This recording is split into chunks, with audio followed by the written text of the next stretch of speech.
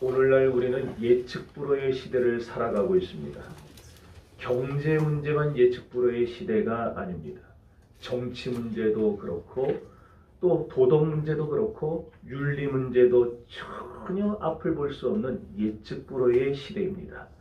나아가서는 영적인 문제까지를 총망라한 예측 불허의 시대를 산다는 말이 훨씬 더 정확할 것입니다. 그래서 2000년 전에 우리 주님께서는 오늘날의 시대를 앞서서 이렇게 진단하셨습니다.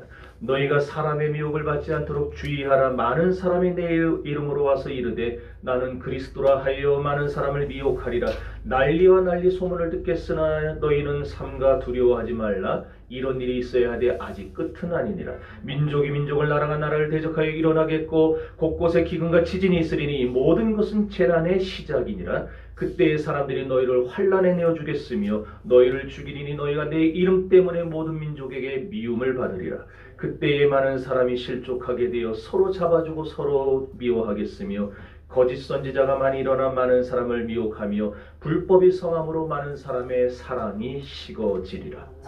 오늘날의 시대가 총체적인 위기에 직면한 시대라는 것을 여실히 보여주는 말씀입니다. 돌이켜보면 사실 우리 시대만큼 발전되고 문화가 또 발전되고 생활환경이 아주 고급화된 시대는 이전에 없었어요. 그렇지 않습니까? 10년 전에 오늘날에 이런 걸 누릴 수 있었겠어요? 못 누리죠. 오늘날만큼 삶의 질이 높았던 때도 없었어요. 그러므로 우리는 얼마든지 그렇게 생각할 수 있어요.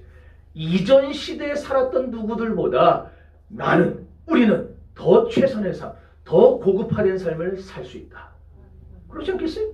그런데 이렇게 모든 것이 다 갖춰졌음에도 불구하고 오늘날 모든 사람이 다 모두 잘 되고 모두 행복한 것은 아닙니다. 이것이 문제입니다. 오늘날 우리가 살고 있는 세상에는 부유한 사람도 있고 가난한 사람도 있습니다. 행복에 겨운 사람도 있고 불행에 찌든 사람도 있습니다. 성공을 향해 질주하는 사람도 있고 실패의 나락으로 떨어지는 사람도 있습니다.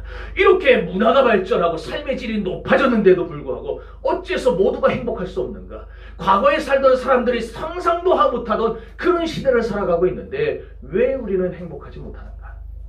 왜 사람들은 성공과 실패, 행복과 불행이라는 이 상반된 삶을 살아갈 수밖에 없는가?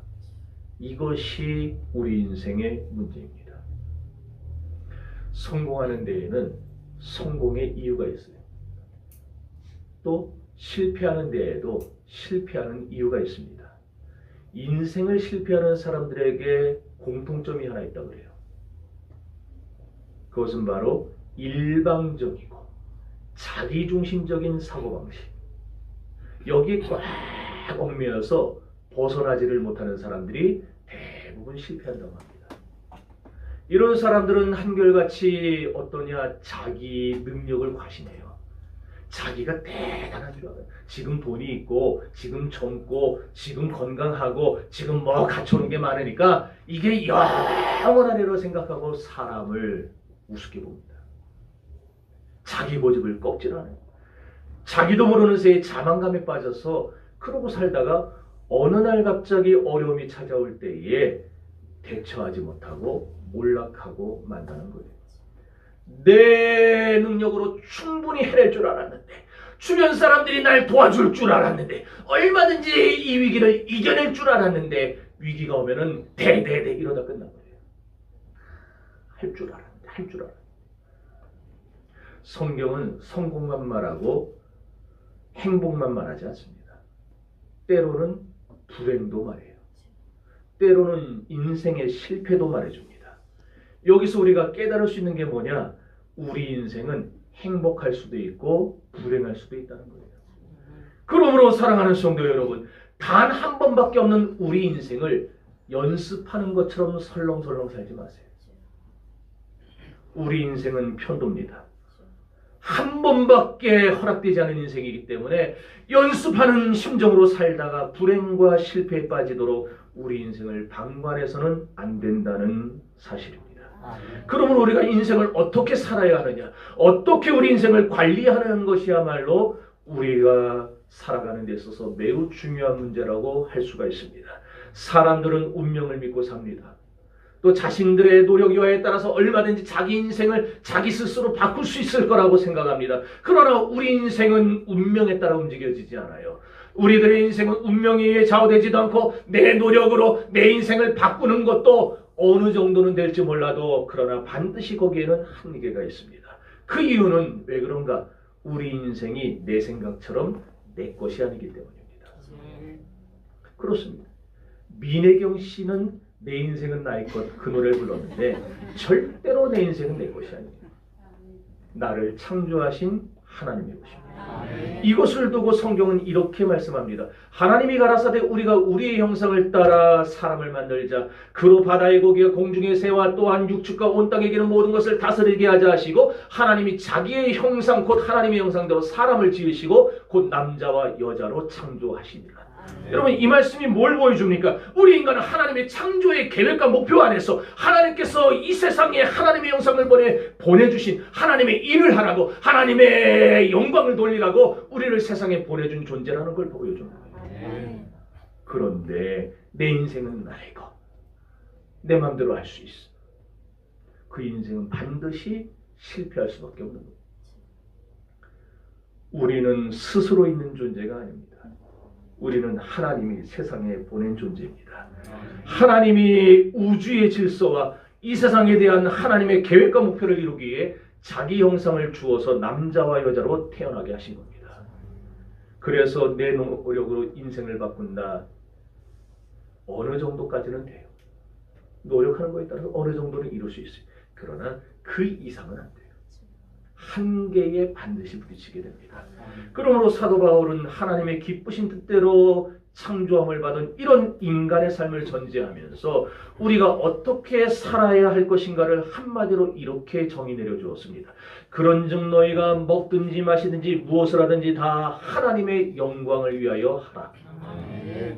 인생은 내 맘대로 사는 게 아닙니다. 내 생각대로 사는 게 아니에요. 내가 가고 싶다고 가는 것이 아니고 머물고 싶다고 해서 머물 수 있는 것이 아닙니다. 하나님의 영광을 위해서 존재하고 하나님의 영광을 위해서 일하고 하나님의 영광을 위해서 밥을 먹고 하나님의 영광을 위해서 쉬고 하나님의 영광을 위해서 공부하고 잠을 자는 거예요. 우리는 무엇을 하든지 하나님의 영광을 위해서 하라고 보냄받은 존재이지 내 맘대로 하라고 내가 해보라고 그렇게 보냄받은 존재가 아니라는 거예요. 그렇게 살 때 우리가 세상을 올바르게 살 수 있고 세상을 행복하게 살고 성공적으로 살 수가 있는 것입니다. 시편 112편은 바로 그러한 진리를 가장 여실히 우리에게 보여주는 아주 좋은 말씀입니다. 시편 112편 우리가 어떻게 해야 참된 인생의 행복을 바꿀 수 있는가? 이걸 가르쳐주는 일종의 교훈시입니다. 오늘 시편 기자는 본문의 말씀을 통해서 그리스도인의 행복과 하나님 없이 살아가는 불신자들의 불행을 대비하면서 참된 행복은 어디 있다?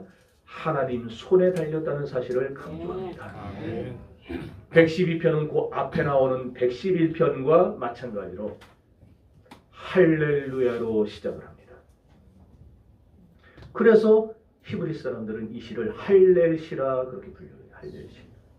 또 알파벳 순서 영어에도 A, B, C, D가 있는 것처럼 히브리에도 알렙벳, 김멜 뭐 이렇게 해서 쭉 그 알파벳이 있어요. 그 알파벳 순서 1절은 알렙, 2절은 벳 이런 식으로 해가지고 1, 2, 3, 4, 5, 6, 7절을 쭉 알파벳 순서로 기록하는 시라 해서 알파벳이라 불러요. 머리 복잡합니까? 벌써부터 복잡하면 안 되는데.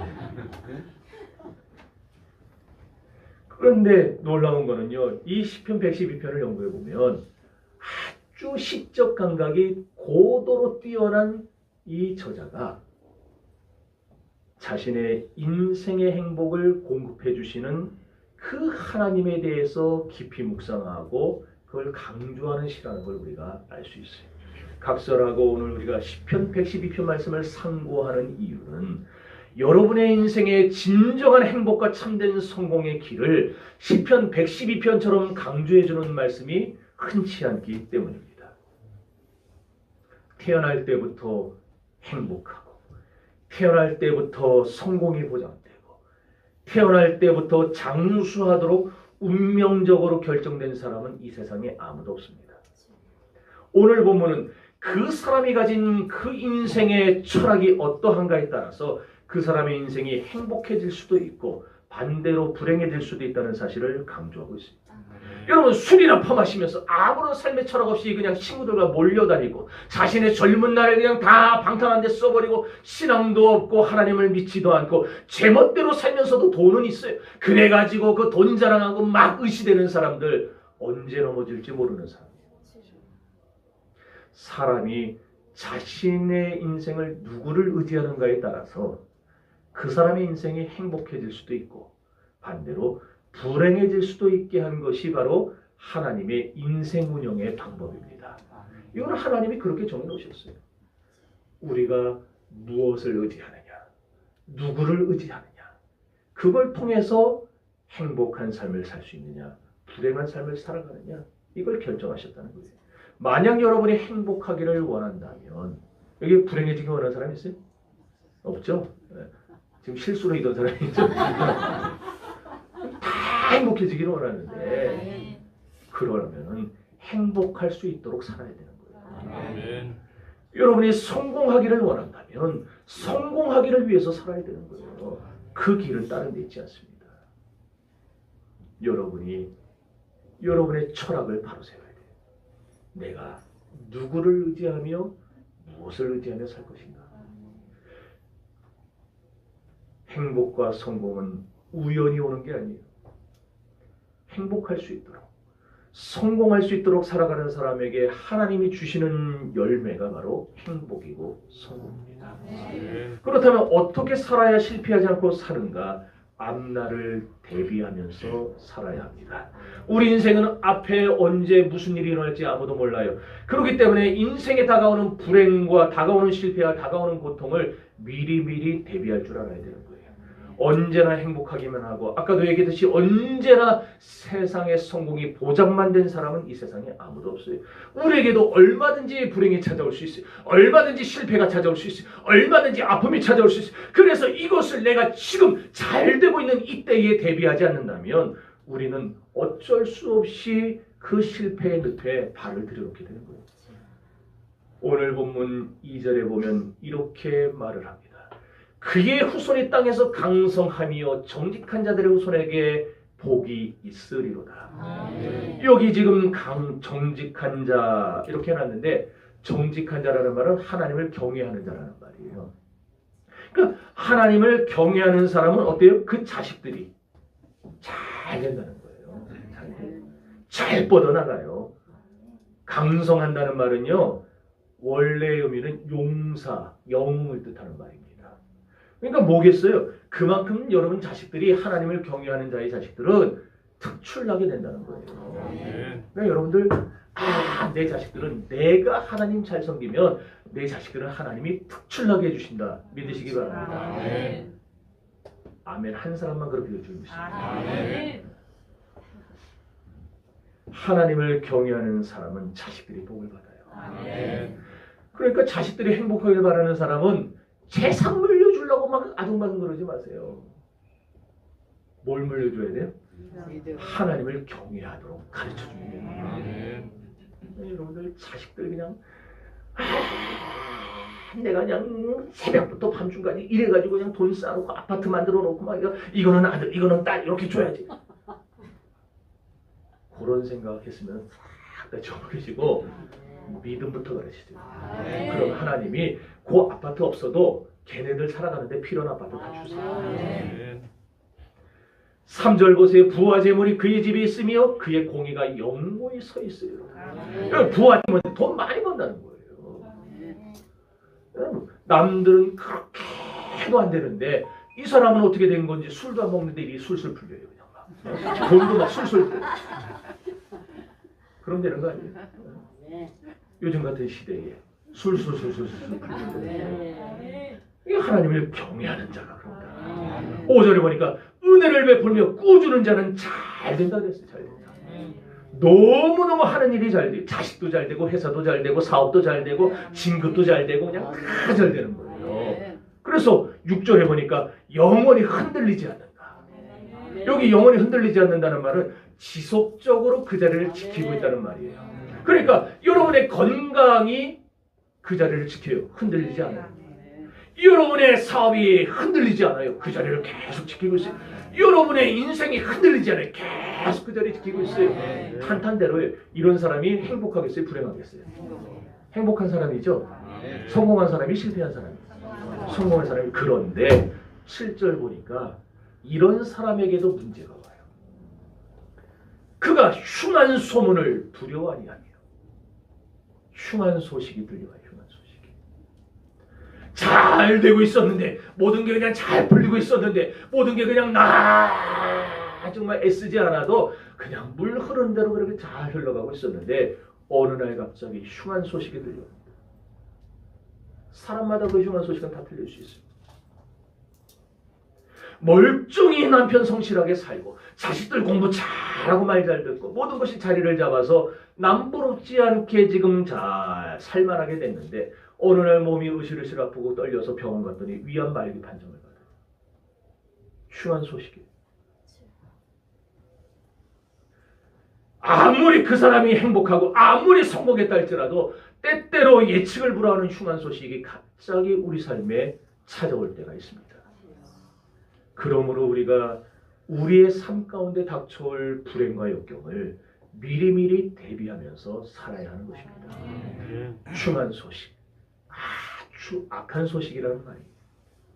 이처럼 우리 인생은 예측할 수 없는 악한 복병들이 여기저기 도사리고 우리를 호시탐탐 노리고 있어요.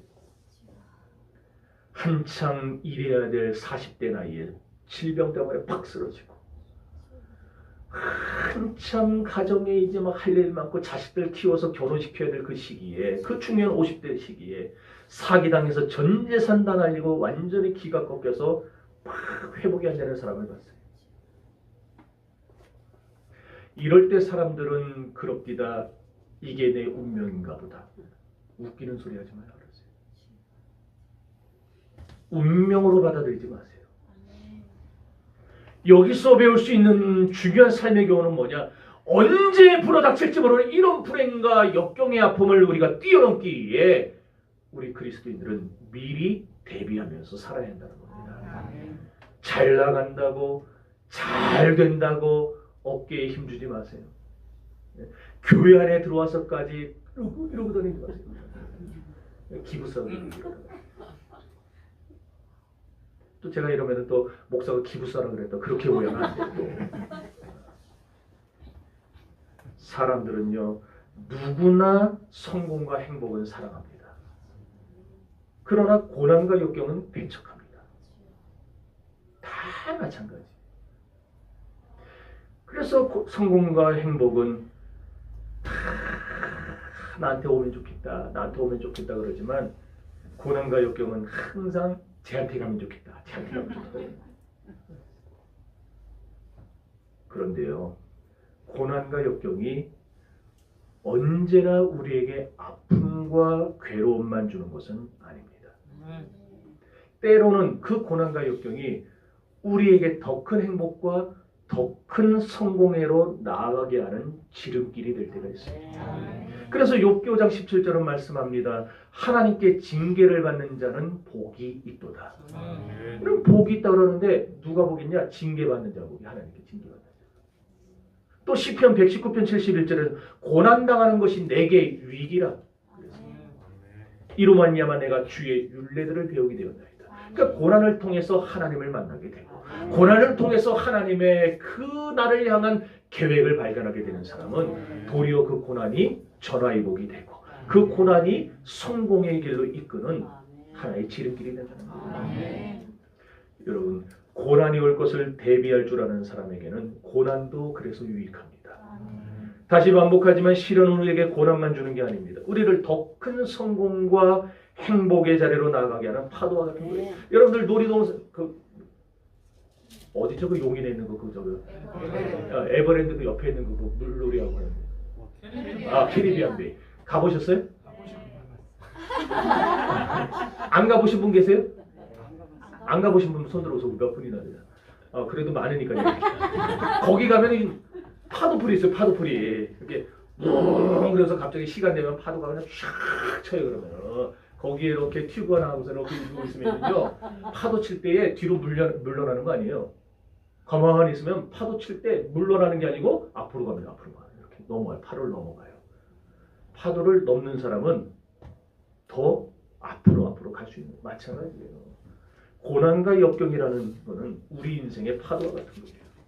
그것을 믿음으로 대비하는 사람, 믿음으로 넘어가는 사람은 결국 우리의 바라던 땅에, 우리의 목표하는 곳에 더 빨리 갈 수가 있는 거예요. 그러므로 시련은요, 잠깐 우리에게 우리 앞을 가로막는 방해물이 될 수는 있어요. 우리에게 아픔을 줄 수는 있어요. 그러나 시련 때문에 완전히 쓰러지고 망하는 것은 없어요. 누구에게? 그리스도인에게. 그게 왜 그러냐? 하나님이 그렇게 놔두질 않기 때문에. 여러분은요, 잠깐 쓰러져요.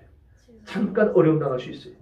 누가? 대비하는 사람이. 대비하면 그것도 없는데 대비 안 하면은 쓰러질 수 있어요. 넘어질 수 있어요. 그러나 쓰러졌다 넘어졌다 할지라도 우리는 7번 일어나야 돼요. 왜? 하나님이 일으켜 주시니까. 여러분이 망하는 건 하나님의 방법이 아니에요. 하나님은 더 좋은 행복을 주시려고 우리에게 잠깐 시련을 주는 거지. 우리를 무너뜨리려고, 우리를 멸망시키려고, 우리를 이놈시키냐 확 죽어봐라 이러려고 우리에게 시련 주는 게 아니라는 거예요. 그러므로 성경은 이렇게 말합니다. 그런즉 선줄로 생각할 때에 넘어질까 조심하라. 사람이 감당할 시험 밖에는 너희에게 당한 것이 없나니 오직 하나님은 믿부사 너희가 너희에게 시험 당함을 허락지 아니하시고 또 시험 당할 즈음에 피할 길을 내사 너희로 능히 감당케 하시느니라. 여러분, 시련은 극복하고 뛰어넘으라고 주어진 것이지 좌절하라고 우리에게 주어진 게 아니에요. 문제는 해결하라고 주어진 것이지 고민하라고 주어진 게 아니에요. 그러므로 여러분, 앞으로 시련이 올 때, 역경이 올 때 어떻게 생각해야 돼요? 낭망하면 안 돼요. 절망하면 안 돼요. 내 영혼아, 내가 어찌하여 내 속에서 낭망하며 실망하는 거. 낭망하지 마세요. 역사상 유명한 위인들은요, 다 시련을 안 만난 사람이 아니고 시련을 극복한 사람들이에요. 역사가 뭐냐? 역사는요, 시련과 고통 앞에서 용감하게 맞서 싸워서 그것을 이겨나가는 사람들이 기록한 기록물이 역사예요. 너무 고급진 말을 내가 이해를 못하죠 지금. 지금 저게 뭔 말인가? 저도 놀래요. 내가 이렇게 멋진 말을 하는데. 존 버년, 얼음장같이 차가운 감옥에서 철로 역정을 썼어요. 파스텔은 알죠? 존 버년은 몰라도. 파스텔 우유.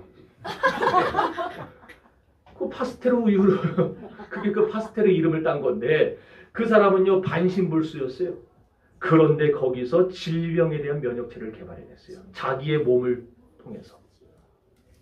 프랜시스 파크먼, 시력이 얼마나 나빴는지 이 앞에 이만한 종이 글씨도 이렇게 써야 겨우 그게 뭔 글씨인지 알아봐요. 그런데 그 사람이 20권으로 이루어진 미국사라는 대작을 써냈어요. 루이스 라무르 출판사에서 350번을 퇴짜났어요. 뭐 이런 걸 원고라고 갖고 오냐고. 근데 350번 퇴짜마저도 포기하지 않고 끝까지 덤비더니 결국에 불굴의 의지로 위대한 작가가 됐어요. 에디슨, 이건 청각장애인이에요. 그런데 그 사람이 발명한 게 뭐예요? 축음기예요. 상상할 수 있습니까? 안 들리는데 축음기를 발명했어요. 존 밀턴, 신라권의 저자. 시각장애인이 앞이 안 보여요. 장님이에요. 그런데 신라권을 썼어요. 프랭클린 루즈벨트, 소아마비 장애인이었습니다. 그런데 그 사람이 미국의 대공황을 해결하는 위대한 대통령이 됐습니다. 여러분은 어떤 역사를 기록할 것인가 한번 생각해 보십시오. 여러분이 이 세상을 떠나고 나서 여러분에 대해서 역사가 기록할 때에 과연 나에 대해서 뭐라고 세상은 기록할 것인가? 앞으로 여러분의 인생을 멋지게 기록하고 갈 수 있기를 주의 이름으로 축원합니다. 여러분 폭풍이 불면은요, 닭은 지 날개에다가 머리를 딱 쳐박아요. 그리고 달달 떱니다. 폭풍이 지날 때까지. 그런데 독수리는요, 폭풍이 치면은 그 폭풍을 쫙 타고 올라가가지고 그 위에서 기류를 타고 확 날아가요. 여러분, 독수리에게는 폭풍이 더 높은 곳을 향해 올라가는 기회가 됐던 겁니다. 언제 밀려올지 모르는 시련, 언제 밀려올지 모르는 역경, 이걸 대비해야 우리가 흔들리지 않아요. 그래서 오늘 본문 6절은 이렇게 말합니다. 그는 영원히 흔들리지 아니하며, 여기 흔들리지 않는다라는 미완료 시제, 히브리어에 미완료 시제란 뭐냐? 어제도 그랬고 그전에도 그랬고 오늘도 그렇고 앞으로도 계속해서 나는 흔들리지 않는다, 그 뜻이에요. 완료가 안 돼. 완료가 되면 끝인데 끝이 안 나는 거예요. 그러니까 계속해서 나는 흔들리지 않는다. 어떤 사람이 그렇게 된다고요? 역경과 시련이 오기 전에 뭐 하는 사람? 그렇죠. 대비하는 사람. 7절. 그는 흉한 소문을 두려워하지 아니하며. 미리 대비하는 사람은요, 흉한 소식이 들려올 때에 끄떡하네요. 우리 성도는 시련과 역경 앞에 쓰러져서는 안 됩니다. 여러분 좌절해서는 안 돼요. 흔들려서 안 돼요. 꿋꿋이 서야 됩니다.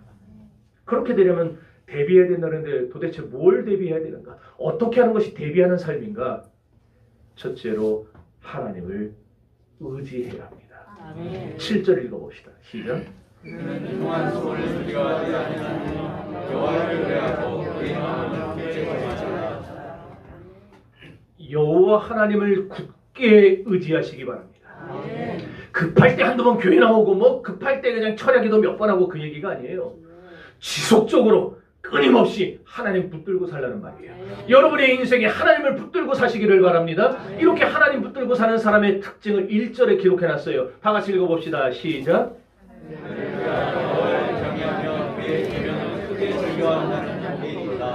그의 계명을 크게 즐거워하는 자는 복이 있도다. 하나님을 의지하는 사람의 특징은 뭐냐? 말씀을 사랑해요. 말씀을 읽고 말씀을 듣고 말씀을 묵상하고 말씀 위에 굳게 섭니다. 왜? 하나님은 말씀이시기 때문에. 여러분, 하나님을 의지해야 우리가 시련과 역경을 이겨내고 극복할 수 있는데 그 길의 맨 시초가 뭐냐? 말씀입니다. 그래서 신앙의 여인들은 평소에 말씀 훈련을 통해서 말씀을 통해서 하나님을 바라보고 하나님을 의지하고 하나님을 붙잡는 훈련을 했어요. 그 훈련이 쌓이고 쌓일 때에 그들에게 막상 역경이 찾아오고 시련이 찾아와도 자기의 눈이 갑자기 안 보이게 되고 귀가 안 들리게 되고 갑자기 다리가 반신불수가 되고 어떤 위기가 역경이 찾아와도 그 위기가 그들을 쓰러뜨리지 못했던 겁니다. 여러분, 말씀 붙들고 하나님을 의지하며 사는 정신교회 성도들 되시길 바랍니다. 둘째로 원만한 인간관계를 맺을 줄 알아야 됩니다. 5절 읽습니다. 시작.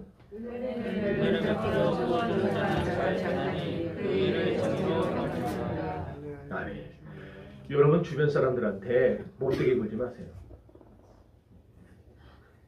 잘해주세요. 우리 우찬이가 탁 오늘 또 나와서 이렇게 앞에 앉았는데 군대에서 괴롭히는 거 처음 있나? 없어? 이야, 군대 잘 좋을 때 같다. 들어봤어? 쌍팔군번이라고? 쌍둥이 비슷해. 네? 쌍팔년도 군번, 88년도 군번들 못 들어봤지? 못 들어봤으면 말하지. 아주 군대 갔을 때 그 인간들 때문에 내가 저거 죽이고 나도 죽어 막 그래야 되니까. 그때는 구타도 그냥 일반화됐던 때였기 때문에 이 얘기하면 안 돼. 이게 설교할 때 자꾸 이런 얘기하면 안 돼. 여러분 주변에 사람들한테 자꾸 나쁘게 하고 억울하게 하지 마세요. 그거 다 자기한테 돌아옵니다. 어떤 교인들은 하나님과의 관계는 아주 신경 씁니다. 하나님 섬기는 건 잘해요. 그런데 이웃과의 관계는 관심이 없어요. 이웃이 뭐 하는지, 어떻게 사는지, 저 사람이 예수를 믿는지 안 믿는지 아무 관심이 없어요. 아무 관심이 없어요. 우리가 진정 관심을 쏟아야 할 것이 뭔가? 위로는 하나님의 영광을 위해 살고 아래로는 이웃을 내 몸과 같이 사랑하며 사는 거예요. 그것이 하나님이 주님께서 우리에게 주신 대계명이에요. 율법이 뭡니까? 그랬더니 예수님이 하나님을 사랑하고 내 이웃을 내 몸과 같이 사랑하라. 여러분, 쓸데있는 곳에 신경 쓰며 살아야지 쓸데없는 곳에 신경 쓰며 살면 안 돼요.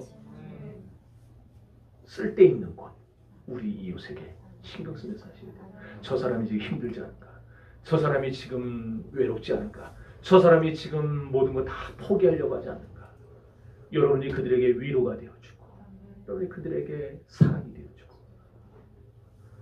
제가 아주 좋아하는 세상 노래 중에 뭐가 있냐면 여러분이라는 노래 있어요. 근데 그거 윤복희 씨가요. 그 오빠가 누군지 알죠? 윤환기 목사님이죠. 근데 그때는 목사 되기 전이었고 이분들이 얼마나 믿음이 좋은지 몰라요. 남매가. 오빠하고 그 동생이 그거 하나님을 사랑하는 그 마음으로 자기가 지쳐 외로울 때 내가 지금 다 포기하고 모든 걸 다 그냥 절망에 빠져서 그냥 이대로 끝내고 싶을 때 그때 내 옆에 누가 있냐. 거기서 말하는 여러분은 하나님을 뜻하고 그러지. 근데 그거를 하나님으로 했다가 이게 저기가 안 돼가고 출판이 안 돼가고 여러분으로 바꿔놨어요.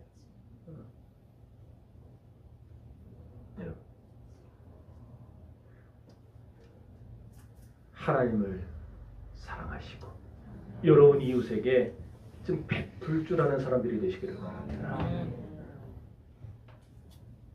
그런 사람은 시련이 찾아올 때요 주변 사람들이 도와줍니다. 많아져요. 도와주는 사람이. 아, 그 사람이 지금 힘들어. 지금 그 사람이 어렵대. 어떻게 알고 다 찾아와요. 다 찾아와. 장례식에 가보면요. 제가 장례식 참 많이 다녔었는데 장례식 가면은 진짜 막 바글바글한 장례식장도 있고 3일 내내 상주들만 있는 장례식장도 있어요. 그 왜 그래? 살아있을 때 다 그런 건 아니겠지만 살아있을 때 자기만 알고 이웃에게 관심 갖지 않고 다른 사람들에 베풀지 않은 사람들은 쓸쓸해요. 여러분, 인간관계가 교회 다니면서 나쁘면 안 됩니다. 우리 먼저 교회 안에서 인간관계가 좋아야 돼요. 저 인간은 왜 우리 교회에 나오나? 딴 데 가지. 그거 회개하셔야 돼요. 제가 옛날에 그랬어요. 고등학교 다닐 때 하나님 저 새끼 딴 교회 가게 해주세요. 내가 옮길 수는 없고 저 새끼 딴 교회 가게 해주세요. 그거 회개하고 해결하는데 오래 걸렸어요.